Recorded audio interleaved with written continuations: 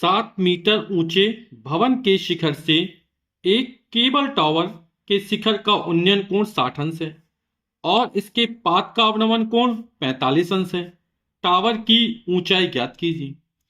तो इस तरह के सवालों को हल करने के लिए पहले चित्र बना लेते हैं। तो 7 मीटर ऊंचा भवन है, तो हमने एक 7 मीटर ऊंचा भवन बना लिया। ठीक, इसकी ऊंचाई कितनी है? 7 मीटर है। फिर इस ऊंचे भवन के शिखर से, ये शिखर हो जाएगा, ये पाद होगा, ये शिखर होगा। इस शिखर से केबल टावर के शिखर का उन्नयन कोण, अब यहां से देखें उन्नयन कोण देखें, यानी टावर के इससे बड़ा है, तो हमने एक टावर बना दिया। तो ये कोई टावर है जिसकी ऊंचाई हमको ज्ञात करनी, इसकी ऊंचाई हमने h मान ली। तो शिखर का उन्नयन कोण 60 अंश है, यानी जब यहां से हम देखेंगे तो ये जो कोण बनेगा वो 60 अंश का बन रहा है। तो यहां से ये कोण कितने अंश का है?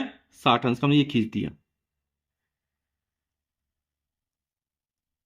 फिर कह रहा और इसके पात का अवनमन कोण यानी जब नीचे की तरफ देखेंगे तो यहां से देखा इसके पात को, तो ये जो कोण बना, ये वाला कोण, ये हमारा कह रहा 45 अंश का है।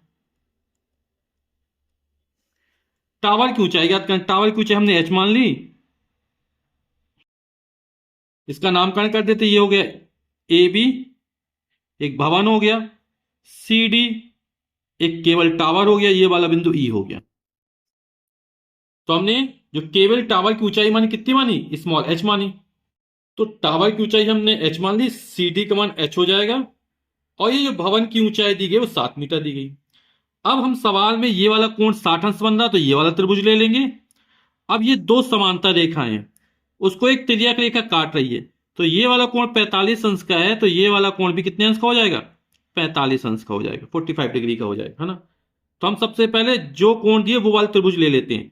तो समकोण त्रिभुज बी ए डी में, ठीक है, क्या करना है? ये वाला कोण दिया 60 अंश, तो ये वाला त्रिभुज ले लेंगे, और ये वाला कोण 45 अंश दिया, तो ये वाला त्रिभुज ले लेंगे। तो समकोण त्रिभुज बी ए डी में ये वाला कोण 45 अंश का है ना, तो 1045 बराबर क्या हो जाएगा? लंब बटे आधार, है ना। तो 1045 और टेन थीटा बराबर क्या होता है? लंब बटे आधार। तो इस वाले कोण के लिए ए बी लंब है, तो ए बी बटे आधार, आधार क्या मान? A D. 1045 मान होता है 1 बराबर ए बी का मान 7 मीटर दिया गया है, ए डी का मान पता है, तो ए डी लिख देते हैं। तो A D Ekam A D बराबर 7 मीटर हो जाएगा।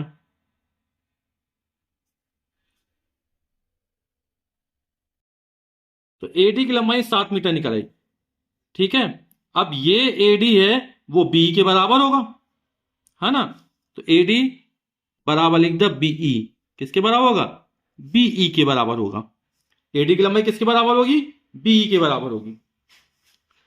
अब हम ये वाला त्रिभुज ले लेते हैं। तो समकोण त्रिभुज सीई बी में ये वाला कोण कैसा? समकोण है। तो समकोण त्रिभुज सी बी में ये वाला कोण 60 अंश का है ना, तो 10 थीटा बराबर लंब बटे आधार, जिस पर कोण बनता है वो आधार और सामने वाली भुजा लंब, तो 1060 बराबर सी अपॉन बी,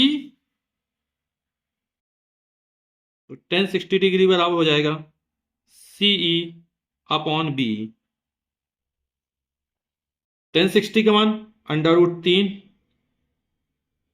सी का मान पता नहीं है, ज्ञात करना है, और बी का मान अभी 7 मीटर निकाला, तो सी बराबर 7 √3 मीटर हो जाएगा।